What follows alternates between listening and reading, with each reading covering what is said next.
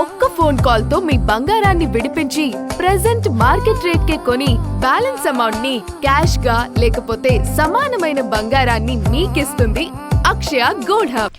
వర్సిటీలు, డిగ్రీలు, పట్టాలు, థీసిస్లకు పరిమితం కాకుండా పరిశోధన కేంద్రాలుగా మారాలని మాజీ ఉపరాష్ట్రపతి వెంకయ్యనాయుడు అన్నారు.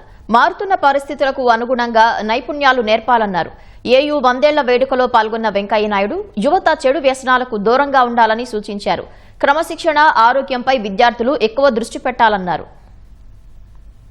నేను మామూలు స్థాయి నుంచి ఉన్నత స్థాయికి వెళ్లేందుకు ఈ విశ్వవిద్యాలయం ప్రాథమిక పునాదిని నాకు ఏర్పాటు చేసిన ఈ పని సందర్భంగా మీ అందరికీ మనవి చేస్తున్నాను.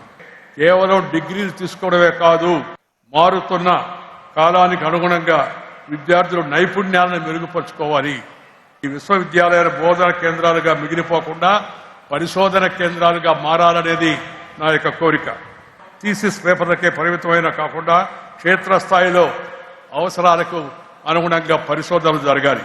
నేను ఎప్పుడు చెప్తుంటాను, nature, culture together for bright future. అందుకని ప్రతి ఒక్కరూ ప్రకృతిని ప్రేమించాలా. స్వీయ వనరులతో ఇంధన అవసరాలు తీర్చుకున్నప్పుడే నిజమైన దేశ సార్వభౌమత్వం సాకారం అవుతుంది. మన యువత మన దేశ భవిత.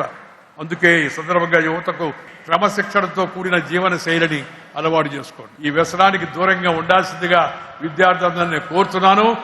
మన మూలాలను మర్చిపోకూడదు. దయచేసి ఈ పాశ్చాత్య వ్యామోహానికి లోను కాకండి. ఈ పిజ్జాలు, బర్గర్లు ఇవన్నీ మన ఒంటికి పడవు.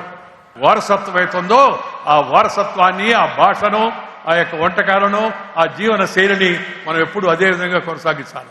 ఇష్టపడిన పనిని కష్టపడి చేయండి, నష్టపడేది లేదు.